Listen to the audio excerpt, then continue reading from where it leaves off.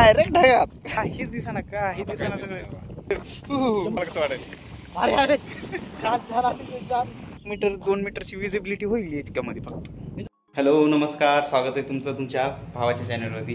मित्रांनो, या ब्लॉगचा इंट्रो जो आहे मी इकडे पोहोचल्याच्या नंतर शूट करतोय, कारण तिकडे इंट्रो शूट नाही झालेला, त्यामुळं मी इथून शूट करतोय.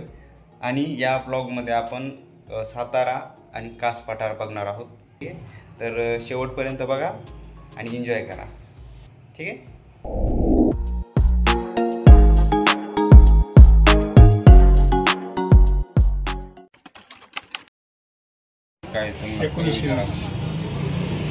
हे आमचे भूम तालुका उस्मानाबाद जिल्ह्यातला तिथून आले मित्रमंडळ येतात. मी सातारचाच आहे.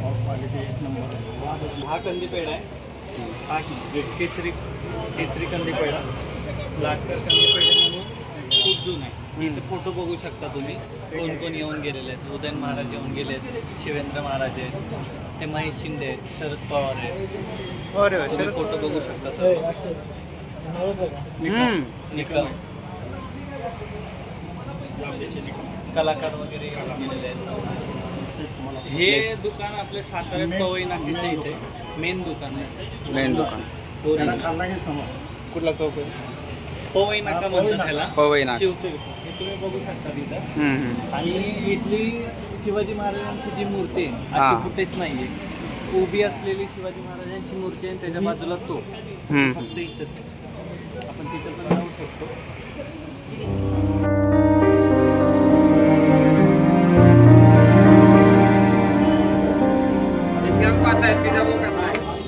आता बघितले जे पेढे आहेत ते साताऱ्यामध्ये सर्वात जास्त फेमस पेढे आहेत.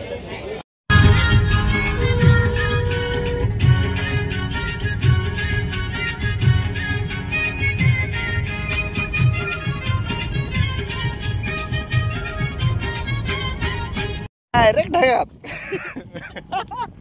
कुठे आपण डायरेक्ट ढगात. चांगलं बोले. कसलं भारी वाटतंय, कसलं ढग येत समोरून. बघा काहीच दिसेना काही दिसेना सगळे कसली. 100% कोणतरी व्हिडिओ वाढले माझ्याकडे. पहिली वेळेस असं वाटायला लागले ढगाच्या वरती आलो. माझं स्वप्न होतं ढगाच्या वरती येण्याचं, आणि ढगाच्या वरती आलं. तुम्हाला कसं वाटेल? अरे अरे छान छान अतिशय छान. तर आपल्या ब्लॉगचा आता शेवट करू इथंच. मित्रांनो, कास पठार बघण्यासाठी आलो होतो, पण कास पठारावर अजून फुलं नाही आलेली, त्यामुळं बघण्यासारखं काही नाही इथं. आणि कास तलावामध्ये फक्त पाणीच आहे, माशा नाहीत. सध्या तरी येणार असाल तर जून जुलै या महिन्यामध्ये प्लॅन करूच नका. ऑक्टोबर मध्ये, नोव्हेंबर मध्ये तुम्ही येऊ शकता, कारण आता इथं फुलं थोडी थोडी आहेत.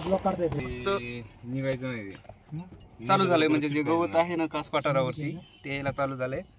तर ठीक आहे, आपण या व्हिडिओमध्ये इथंच थांबू. आता पुढचा व्हिडिओ बघू, दुसऱ्या ठिकाणी जाऊ. ठीक आहे, थँक्यू. लवकरच.